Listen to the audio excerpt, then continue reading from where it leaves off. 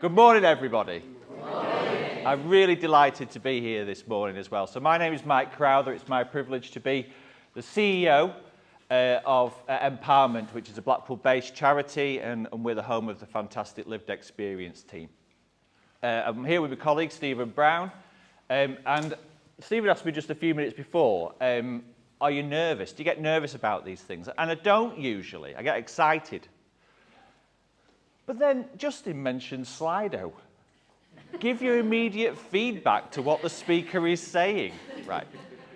So if people, throughout the course of this very short intervention from myself, feel that a need to kind of put something slightly negative or is talking nonsense or rubbish, payments are available from myself just to kind of turn that into some positive feedback. Okay. I'd also, because I'm talking about lived experience, not just a nice idea why the lived experience approach works. So my conversation this morning is very much about, I think lived experience and the power of it is not just a nice idea. It's a firmly evidence-based approach because it works. And it works in ways in which actually the approaches that people like me have tried for years and years and haven't. Okay. If you want to know why it works, well, actually, Exhibit A is Richard, who got on before me. Okay, this is not a theory, not something that it's nice to read about a success story. Richard's own personal lived experience is the power that makes him such an effective leader and speaker. So that's the evidence there. Okay. And also, in terms of this whole thing of a trauma-informed environment and how much the change has happened, but also how much we need to change further. One of Richard's stories reminded me of a place where I worked once where the person on reception was objecting to the putting up of a Christmas tree. Okay. On grounds that a service user could pick it up and throw it at him. All right. That made me even more determined, by the way, to get that Christmas tree in place. But that's part of the mindset in which actually so many of us have grown and developed. And I describe myself as, Arif talked a bit about the change from, the doctor knowing best. And I've described myself now as a leader in recovery, okay? Because for the first few years of being a leader and actually being a frontline worker, I got things wrong. And while I'm speaking, I've noticed one or two people have heard this talk before. Okay, can you just show some interest and don't show that you're bored of it. Oh God, it's going on again. So my story is 2 weeks ago I celebrated my 52nd birthday. Okay. That's the cue for you to say no way. I thought you were older. So I've worked in this field in kind of charities and homelessness and stuff like that since I first got my volunteer position in 1995, a fantastic charity in Blackpool called Street Life. And from there, then my life developed. I found my meaning, I found my passion. But it also, growing up, I had embedded in me a real sense of public service, and which came from my dad. So to serve the public was kind of a fine, noble idea. But I quickly developed the notion as well that people like me, white, middle-class, educated individuals, knew best. All right, we knew best. We'd done the study, and we'd actually met somebody who was poor once in 1983, so we knew everything. Do you know what I mean? And we had that confidence, and I had that confidence, both as a frontline worker, of which I love being that frontline worker, but also when I managed to get into management and slide up the greasy pole into leading organisations. I knew best. Okay? The fact that the evidence didn't always seem to support that didn't matter. We knew best. And it was very much an approach of doing two. I was there to rescue other people. Before we used the term lived experience, we talked about service users. I mean, we still use that. I mean, we use the term people now, but we talked about service users. And I was determined that whenever there was a kind of a bit of an impetus to involve service users in the shaping and developing of services, or heaven forbid, get an ex-service user onto the workforce, I campaigned actively to make sure that didn't happen because we knew best. And actually, I remember being part of a team when somebody who was an ex-service user came into the team, and I was determined that this would not work. And it didn't work. He came to work for us, and I thought it was a bad idea. What did he know? And when he did mess up, because we'd actually not supported him, we set him up to fail, then I was convinced and reaffirmed in my belief that actually ex-service users shouldn't be part of the workforce. Also, when I was leading teams and projects, and Ursula Patton is here this morning as well, when we did, I used to lead a thing across Lancashire called DISC, where we did housing-related support, and we used to have service user involvement. Okay, service user involvement. So we were told that we had to involve service users to shape, develop, and change our services. We held service user involvement days, where we'd kind of invite our service users at great expense to come and tell us how we can improve and change our services. I never changed one thing as a result of service user influence. Not one thing. Nothing. Didn't change a thing because I knew best.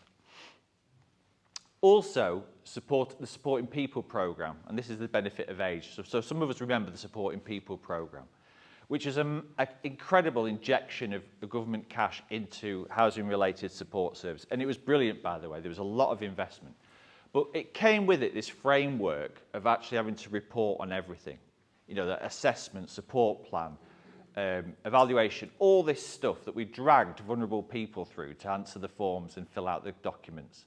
And all I was bothered about was the reporting to make sure that we could actually justify our funding.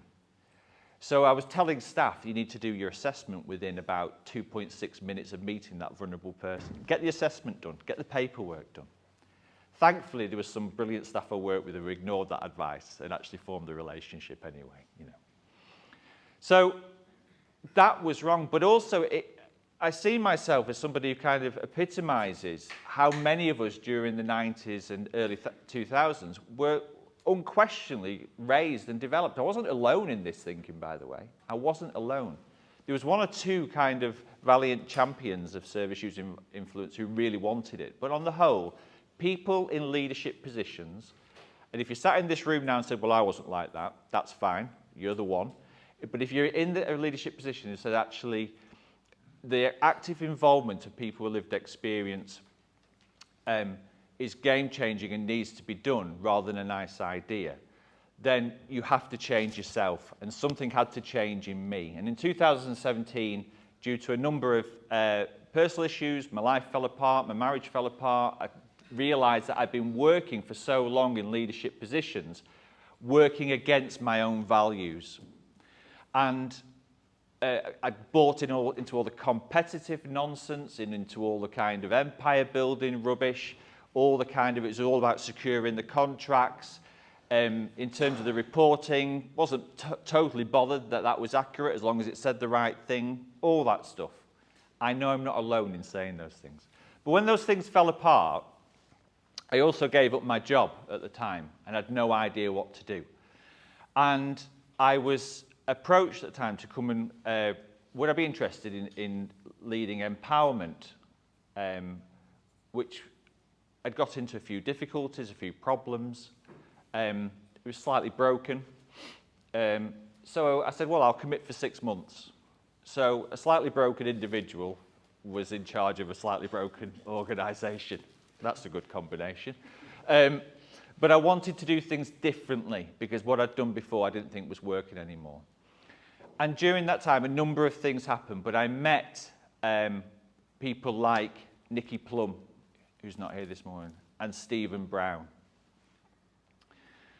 and other people who were people with lived experience. My goodness, some lived experience.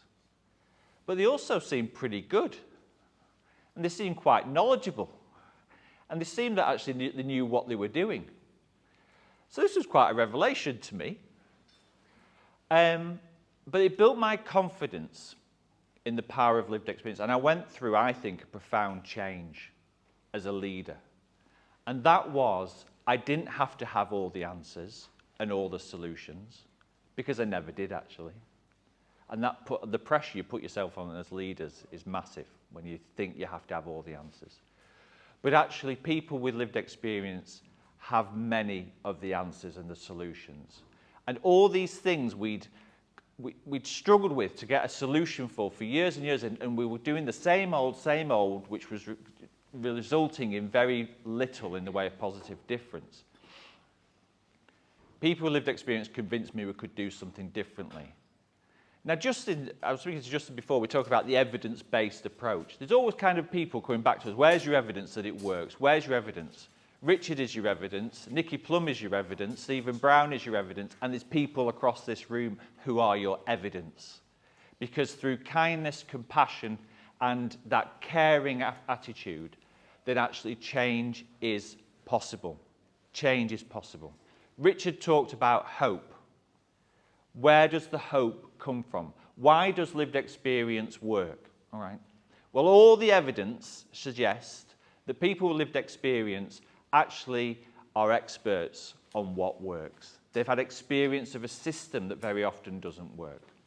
They're experts on making safe, trusting relationships with people who have no reason to trust. They have the ability to work with passion and with commitment and not giving up, which is actually a lesson to the rest of us. You cannot give up. And it works. I see time and time and time again people who have been written off, people who have said they will never change, who actually have been able to change their lives because they were treated with kindness and compassion in that trauma-informed environment. So this is a message of hope.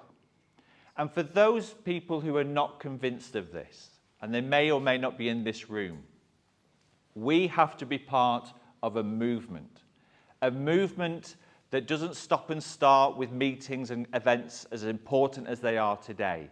We have to have the self-belief together that the power of lived experience is bringing about changes which have never been achieved before. So are you up for the challenge? Because we will need to be together and we will need to support each other as well. Okay. That is the end of my talk this morning. I am being waved at furiously from people behind.